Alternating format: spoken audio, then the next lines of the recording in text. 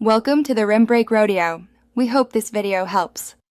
You start by verifying the exact Minecraft edition and Java runtime you are using because the console behavior depends on them. Once confirmed, backup options and log files so you can revert if needed. Now launch the game and open the developer console using F3 or your custom key and observe error messages or missing outputs. You want clear initial state information.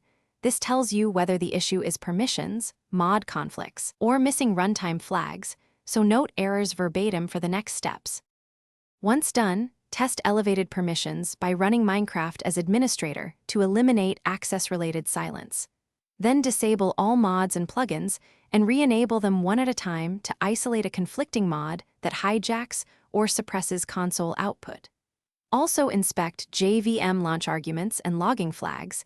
Incorrect log4j or other logging configurations often redirect output.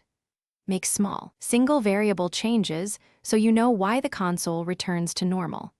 This systematic approach isolates causes fast and prevents guesswork. To finish, remove or update the offending mod or fix the incorrect JVM/logging flags, then restore your backup options and restart Minecraft.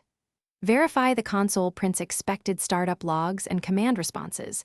Make sure to test typical actions that previously failed. If the issue persists, reinstall Java or the game client to reset corrupted runtime files. If all else fails, capture fresh logs from a clean install and compare. This one troubleshooting tip gives you the exact evidence needed to resolve elusive console problems.